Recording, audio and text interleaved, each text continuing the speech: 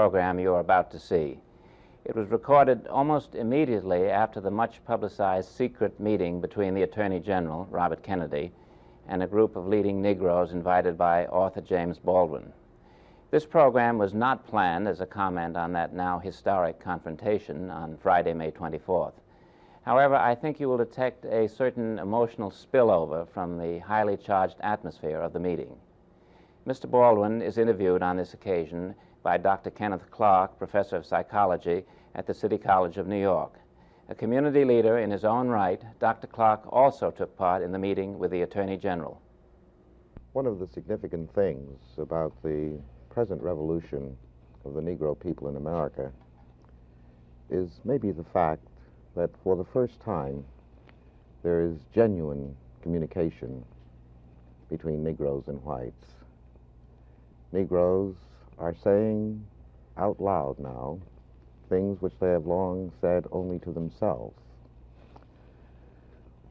Probably one of the most articulate, passionate, and clear communicators to the American conscience is my guest, James Baldwin. James Baldwin's name is known throughout America for saying so passionately, and so clearly, and with such grace and style what every Negro has long known and has long felt.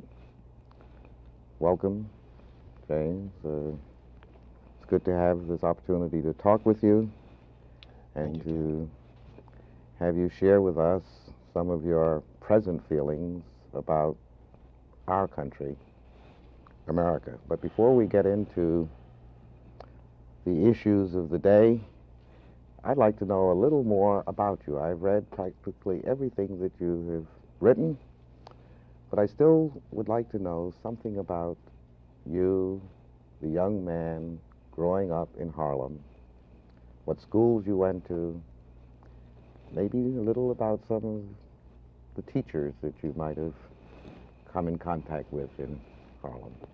What a funny question. Mm-hmm. My mind is someplace else, really. But to think back on it, I was born in Harlem Hospital, you know, and we grew up, the first house I remember was on Park Avenue, which is not the American Park Avenue, or maybe it is the American Park Avenue. Uptown Park Avenue. Uptown Park Avenue, where the railroad tracks are. And we used to play on the roof and in the, I can't call it an alley, but near the river. It was a kind of dump, garbage dump. And those were the first scenes I remember. I remember my father had trouble keeping us alive. There were 9 of us. And I was the oldest, so I took care of the kids and dealt with Daddy, whom I understand much better now. Part of his problem was he couldn't feed his kids. But I was a kid and I didn't know that. And he was very religious, very rigid. He kept us together, I must say. And when I look back on it, after all, it was nearly 40 years ago that I was born, I think back on my growing up and walk that same block today because it's still there. And think of the kids on that block now. I'm aware that something terrible has happened, which is very hard to describe. I am in all but no technical legal fact a Southerner. My father was born in the South. No, my mother was born in the South. And if they had waited, 2 more seconds, I might have been born in the South. But that means that I was raised by a family whose roots were essentially rural and Southern rural, and whose relationship to the church was very direct, because it was the only means they had of expressing their pain and their despair. But 20 years later, the moral authority which was present in the Negro northern community when I was growing up has vanished. And people talk about progress, and I look at Harlem, which I really know. I know it like I know my hand. And it is much worse there today than it was when I was growing up. Would you say this is true of the schools, too? It's much worse in the schools. What school did you go to? I went to PS 24, went to PS 139. 139. You know, We Frederick are Douglass. fellow alumni. I Yeah. went to 139. And I didn't like a lot of my teachers, but I had a couple of teachers who were very nice to me. One was a Negro teacher. And I remember, you asked me these questions, so I'm trying to answer you. I remember coming home from school, and you can guess how young I must have been. And my mother asked me if my teacher was colored or white. And I said she was a little bit colored, a little bit white, but because she was about your color. And as a matter of fact, I was right. That's part of the dilemma of being an American Negro, that one is a little bit colored and a little bit white. And not only in physical terms, but in the head and in the heart. And there are days, this is one of them, when you wonder what your role is in this country and what your future is in it. How precisely you're going to reconcile yourself to your situation here, and how you're going to communicate to the vast, heedless, unthinking, cruel white majority that you are here. And to be here means that you can't be anywhere else. I could, in my own person, leave this country, and I could go to Africa, I could go to China, I could go to Russia, I could go to Cuba, but I'm an American. That is a fact. Yes, Jim. Am I going ahead and...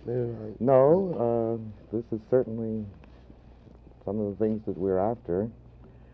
But as I read your writings and know that you came out of PS 24 and my alma mater, Junior High School 139, I see that no one could write with the feeling and with the skill with which you write if you did not get in PS 24 and 139 a certain type of education. Now, I'd like to go back to the point that you made that the Harlem that you knew when you were growing up is not the Harlem now, and see if we can relate this also even to the school. Let's see if we can. It was probably very important for me. I haven't thought about this for a long time, so it was probably very important for me that at the point I was going to PS 24, the only Negro school principal, as far as I know, in the entire history of New York, was the principal. It was a woman named Mrs. Ayer. And she liked me. And in a way, I guess she proved to me that I could, that I didn't have to be entirely defined by my circumstances. Because you know that every Negro child knows what his circumstances are, though he can't articulate them, because he's born into a republic which assures him, in as many ways as it knows how, and has got great force, that he has a certain place and he can never rise above it. And what has happened in Harlem since is that generation has passed away. Mrs. Ayer was a sort of a model, in a sense. She was a proof. She was a living proof that I was not necessarily what the country said I was.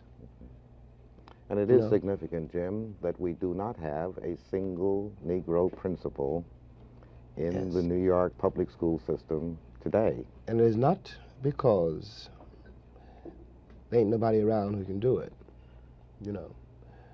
One's involved in a very curious and a very serious battle, concerning which I think the time is going to be as explicit as one knows, as one can possibly be. The great victims in this country of the institution called segregation, which is not a Southern custom, but which has been for 100 years a national way of life. The great victims are the white people. the white man's children. When Lorraine Hansberry said this afternoon, we were talking about the problem of being a Negro male in this society. Lorraine said that she wasn't too concerned, really, about Negro manhood, since they had managed to do and to endure and to even transcend some fantastic things. But she was very worried about a civilization which could produce those 5 policemen standing on the Negro woman's neck in Birmingham, or wherever it was. And I am too. I'm terrified at the moral apathy, the death of the heart, which is happening in my country. These people have deluded themselves for so long that they really don't think I'm human. I base this on their conduct, not on what they say. And this means that they have become, in themselves, moral monsters. Well, Jim, I can see... It's a terrible indictment. Yes. But I mean every word I say. Well, we are confronted with the racial confrontation in America today. I think the pictures of dogs in the hands of human beings attacking other human beings. In a free country. In a free country. In the middle of the 20th century. This Birmingham is clearly not restricted to Birmingham, as you so eloquently pointed out. What do you think can be done to change, to use your term, the moral fiber of America? I think that one has got to find some way of putting the present administration of this country on the spot. One has got to force somehow from Washington a moral commitment, not to the Negro people, but to the life of this country. It doesn't matter any longer, and I'm speaking for myself, for Jimmy Baldwin, and I think I'm speaking for a great many other Negroes too. It doesn't matter any longer what you do to me. You can put me in jail, you can kill me, but by the time I was 17, you had done everything that you could do to me. The problem now is, how are you going to save yourselves? It was a great shock to me. I want to say this on the air.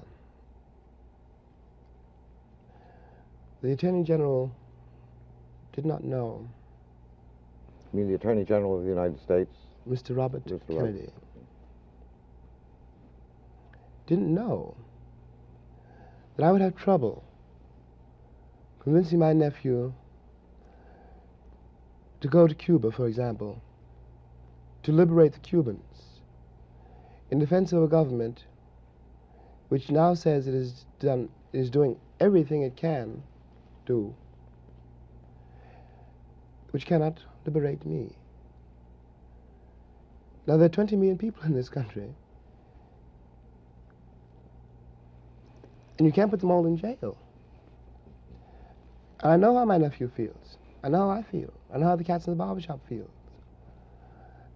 A boy last week who was 16 in San Francisco told me on television, thank God we got him to talk, maybe somebody will start to listen.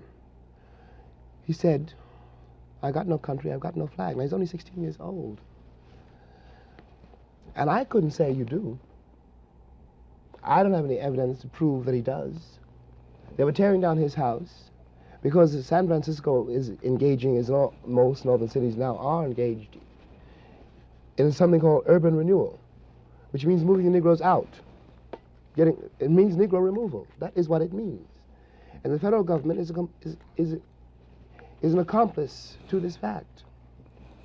Now we're talking about human beings. There's not such a thing as a monolithic wall or some abstraction called the Negro problem. These are Negro boys and girls who at 16 and 17 don't believe the country means anything that it says and don't feel they have any place here on the basis of the performance of the entire country. But now, Jim... No, am I exaggerating? No, I certainly could not say that you're exaggerating. But there is this picture of a group of young Negro college students in the South coming from colleges where the whole system seemed to conspire to keep them from having courage, integrity, clarity, and the willingness to take the risk, which they have been taking for these last 3 or 4 years. Could you react to the student nonviolent movement, which has made such an impact on America, which has affected both Negroes and whites, and seemed to have jolted them out of the lethargy of tokenism and moderation? How do you account for this? Yeah. Well, of course, one of the things I think that happened, Ken, really, is that in the first place, the Negro has never been as docile as white Americans wanted to believe. That was a myth. We were not singing and dancing down the levee. We were trying to keep alive. We were trying to survive a very brutal system. The Negro has never been happy in his place. What those kids, first of all, prove, they prove that. They come from a long line of fighters. And what they also prove, I want to get to your point, really. What they also prove is not that the Negro has changed, but that the country has arrived at a place where it can no longer contain the revolt. It can no longer, as it could do once, let's say I was a Negro college president, and I needed a new chemistry lab. So I was a Negro leader. I was a Negro leader because the white man said I was. And I came to get the new chemistry lab. Please, sir. And the tacit price I paid for the chemistry lab was to control the people I represented. And now, I can't do that. When the boy said this afternoon, we were talking to a Negro student this afternoon who has been through it all, who's half dead, who's about 25. Jerome Smith. And that's an awful lot to ask a person to bear. The country sat back in admiration before those kids for 3 or 4 or 5 years and has not lifted a finger to help them. Now, we all knew, I know you knew and I knew too, that a moment was coming when we couldn't guarantee, that no one can guarantee, that it won't reach the breaking point, you know. You can only survive so many beatings, so much humiliation, so much despair, so many broken promises, before something gives. Human beings are not by nature nonviolent. Those children had to pay a terrible price in discipline, in moral discipline, and an interior effort at courage which the country cannot imagine, because it still thinks Gary Cooper, for example, was a man. And I mean his image. I have nothing against him, you know, him. You said something that you cannot expect them to remain constantly nonviolent. No, you can't. You can't. And furthermore, there were always, these students that we're talking about, a minority. The students we're talking about, when I was in Tallahassee, there were some students protesting. But there were many, many, many, many more students who had given up, who were desperate, and whom Malcolm X can reach, for example, much more easily than I can. What do you mean? What Malcolm tells them, in effect, is that they should be proud of being black, and God knows that they should be. And that's a very important thing to hear in a country which assures you you should be ashamed of it. Of course, in order to do this, what he does is destroy a truth and invent a history. What he does is say, you're better because you're black. Well, of course, that isn't true. That's the trouble. Do you think that this is an appealing approach, and that the black Muslims, in preaching black supremacy, seek to exploit the frustration of the Negro?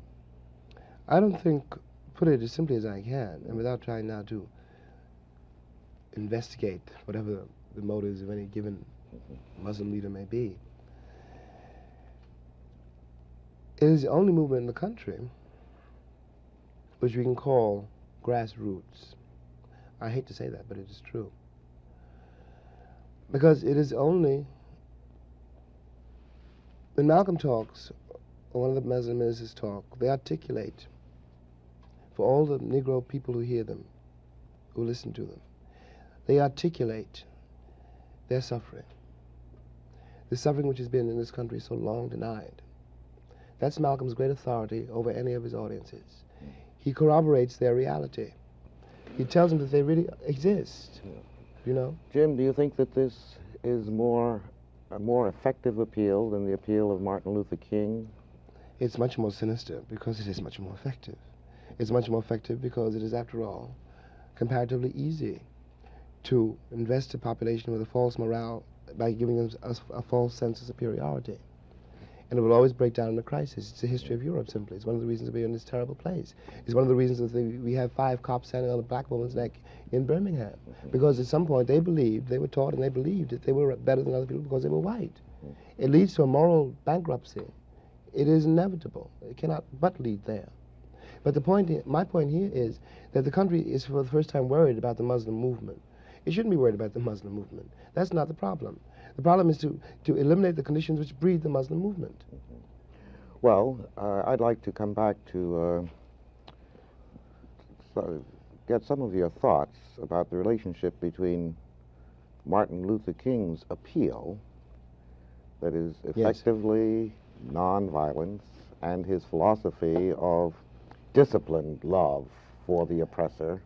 Martin. And what do you think what is the relationship between this and the reality of the Negro masses?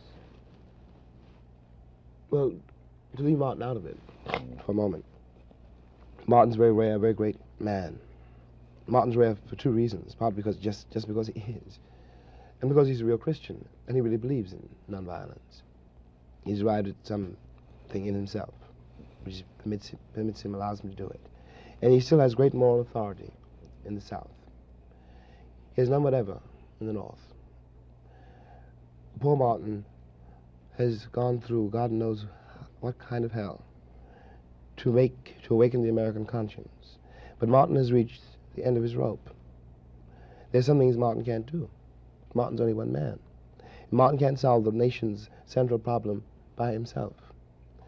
There are lots of people, lots of black people I mean now, who don't go to church no more and don't listen to Martin, you know, and who anyway are themselves produced by a civilization which has always glorified violence unless the Negro had the gun. So that Martin is undercut by the performance of the country. The country is only concerned about nonviolence if it seems that I'm going to get violent. But it's not worried about nonviolence if it's some Alabama sheriff. Jim, what do you see deep in the recesses of your own mind as the future of our nation? And I ask that question in that way because I think that the future of the Negro and the future of the nation are linked. They're indissoluble. Yeah. Now, what do you see? Are you essentially optimistic or pessimistic? And I really don't want to put words in your mouth because what I really want to find out is what you really believe. Well, I'm both glad and sorry you asked me that question. I'll do my best to answer it. I can't be a pessimist because I'm alive. To be a pessimist means that you have agreed that human life is an academic matter. So I'm forced to be an optimist. I'm forced to believe that we can survive whatever we must survive. But the Negro in this country, the future of the Negro in this country is precisely as bright or as dark as the future of the country. It is entirely up to the American people and our representatives. It is entirely up to the American people whether or not they're going to face and deal with and embrace this stranger whom they maligned so long. What white people have to do is try to find out in their own hearts why it was necessary to have a nigger in the first place. Because I'm not a nigger. I'm a man. But if you think I'm a nigger, it means you need him.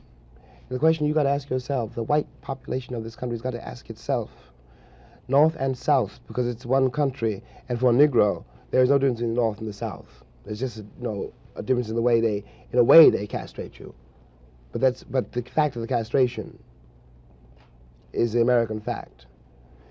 If I'm not the nigger here, and you invented him, you, the white people, invented him, then you got to find out why. Well, and the future of the country depends on that, whether or not it's able to ask that question.